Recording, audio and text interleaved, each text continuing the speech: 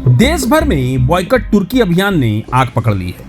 पुणे से उदयपुर तक व्यापारियों ने तुर्की के सेब और मार्बल को ठुकराकर आर्थिक जंग छेड़ दी है। इसके साथ ही तुर्की के ज्वेलरी भी भारत में जोर शोर से बिकते थे, मगर लखनऊ के व्यापारियों ने भी उसे बेचना अब बंद कर दिया है। पुणे के फल बाजारों से तुर्की के सेब गायब है, जिनका कारोबार 1200 करोड़ रुपए का था। उदयपुर में मार्बल व्यापारियों ने तुर्की से 70% आयात बंद कर दिया। यह सिर्फ व्यापार का बहिष्कार नहीं, बल्कि भारत की एकजुटता का ऐलान है। लेकिन सवाल यह है, आखिर क्यों उठ रही है तुर्की के खिलाफ यह ललकार? सूत्रों के मुताबिक पाकिस्तान ने भारत पर 350 से ज्यादा तुर्की निर्मित ड्रोन से हमला किया। तुर्की के सैन्य सलाहकार पाकिस्तान में वहीं मौजूद थे, जो ऑपरेशन सिंदूर के बाद ड्रोन हमलों की साजिश रच रहे थे।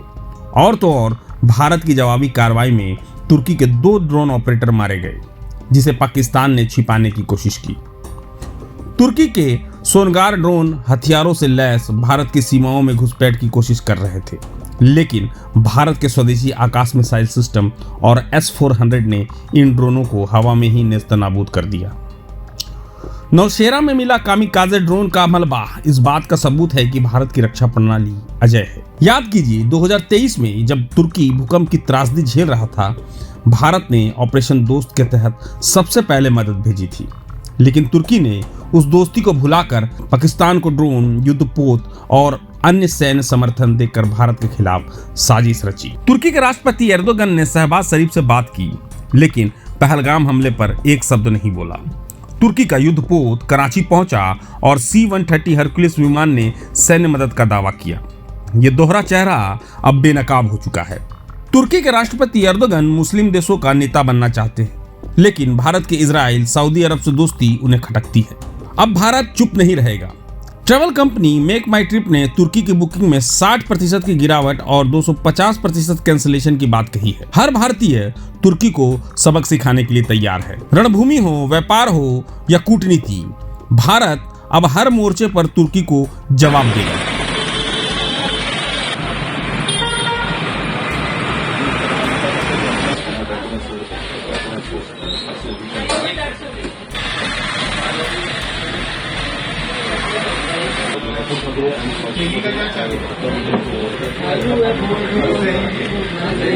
जो अभी हाल की कंडीशन में भारत और पाकिस्तान में युद्ध हुआ है, उसमें टर्की ने ओपन सपोर्ट पाकिस्तान को किया है, जो हमारे देश के हित में नहीं है।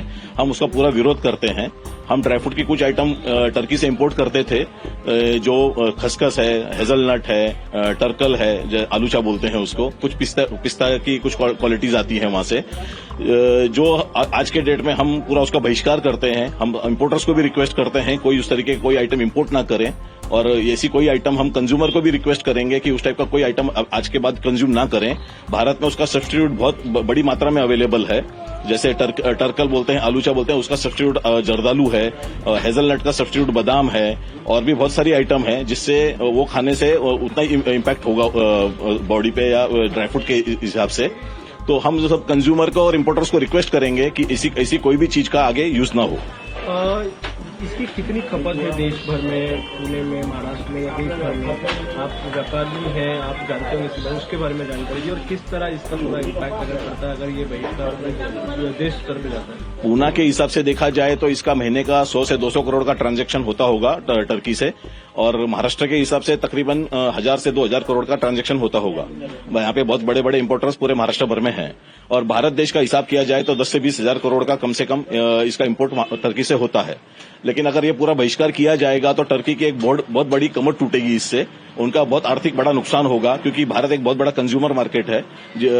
टर्की को अगर टर्की का अगर बहिष्कार होता है भारत की तरफ से, तो उनकी 50% कमर आर्थिक नुकसान काफी बड़ी मात्रा में होगा इस ड्राई फ्रूट इंडस्ट्री में। मुझे बताइए कि क्या वजह है, क्यों इतना नाराज है टर्की पे, और क्या सरकार से क्या मैसेज चाहते हैं आप, या फिर टर्की को क्या मैसेज देना चाहते हैं? हम सिर्फ एक व्यापारी नहीं है, हम भारतीय भी हैं। आज भारत सरकार, मोदी जी जो इनिशिएटिव उन्होंने लिया है, जो दिन रात करके भारत की तरफ से बड़े बड़े एक्शन लेके भारत की रक्षा के लिए, भारत की सुरक्षा के लिए, भारत के नागरिकों के लिए जो एक्शन उन्होंने लिया है, उसमें हम उनका पूरा सपोर्ट करते हैं, एज अ व्यापारी भी और एज अ भारतीय भी। तो इस वजह से हमारा पूरा रोष है टर्की के ऊपर, और हम उनकी कोई आइटम पे हम पूरी उनकी उनके आइटम पे बहिष्कार करते हैं।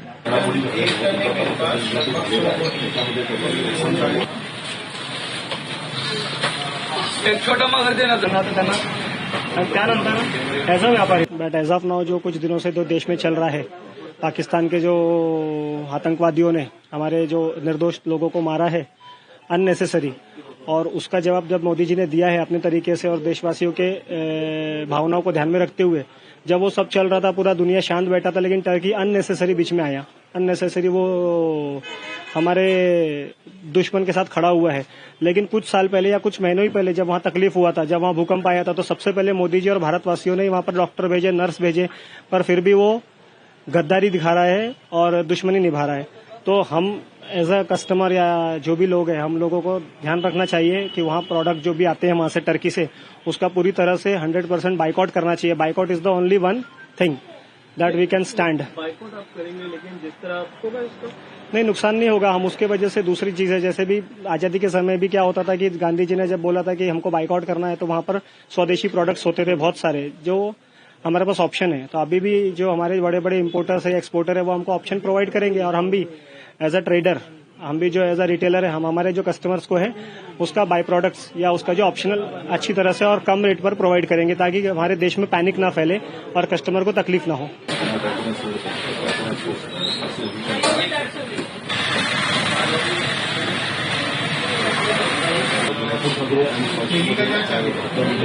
मेरा तो एक ही राय है, जो मोदी जी के साथ है हम उनके साथ है, जो मोदी जी के साथ नहीं हम उनके साथ नहीं। और मैं टर्की की सभी आइटमों का निषेध करता हूँ। मेरे को कोई आइटम उनकी रखने में कोई इंटरेस्ट नहीं है। जो हमारे देश के साथ नहीं है हम उनके साथ नहीं है। इससे आपको लगता है आप निषेध करेंगे तो टर्की को इसका नुकसान होगा और टर्की को तो 100% इम्पैक्ट आएगा इन चीजों का। टर्की की इकोनॉमी पे भी फर्क पड़ेगा जब इंडिया उसका निषेध करेगा। आज इंडिया 140 करोड़ लोगों की जनसंख्या का देश है। जितना इंपोर्ट इंडिया करता है कोई भी कंट्री करता नहीं है। अगर हमको वो लोग चैलेंज करते हैं किसी चीज के लिए, तो वो चैलेंज उनको रिवर्स बैक करना ही पर बैन लगना चाहिए। ये जो पाकिस्तान को मदद कर रहे, वो किसी ने उनका नहीं लेना चाहिए। तुर्की भी है। इंडिया खाली टेररिज्म के खिलाफ था पाकिस्तान की तरफ, तो उसके लिए बीच में टर्की का आने का कोई मतलब नहीं था। तब भी उन्होंने टर्की ने सपोर्ट किया, उन्होंने ड्रोन दिए, ड्रोन अटैक हो गया।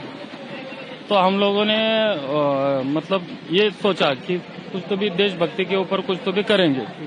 और हमारा ग्राहक जो है, रिटेलर ग्राहक, डेली इसके हमारे ऐसे 1000 बॉक्स पुनः मार्केट में बिकते। तो 1000 बैग्स का पहले फिर 800 हो गए, 700 हो गए, 600 हो गए।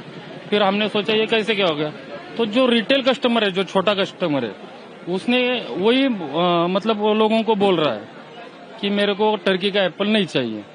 तो हमने सोचा यार ये रिटेल कस्टमर बैन कर रहा है, बायकॉट कर रहा है, तो अपन भी करेंगे। तो इसकी वजह से हम लोगों ने भी बायकॉट करना चालू कर दिया इधर पुणे में। अभी कल भी हिमाचल गवर्नमेंट में भी अपना ही रेफरेंस देके उन्होंने बोला कि हिमाचल में भी बायकॉट करे टर्की एप्पल। टर्की एप्पल का कितनी खपत है और हर साल कितना होता था, और ये बॉयकॉट और ये जो जब से भारत पाकिस्तान का शुरू हुआ तो कितना परिणाम हुआ है उसके बारे में? ये टर्की एप्पल का कैसा होता है, 3 महीना सीजन होता है। जब अपना हिमाचल कश्मीर का एप्पल नहीं होता, तो उस टाइम पे ईरान खत्म होने के बाद टर्की एप्पल चलता है 3 महीना। तो 3 महीने में इसका कम से कम 1200 से 1500 करोड़ रुपए का टर्नओवर होता है।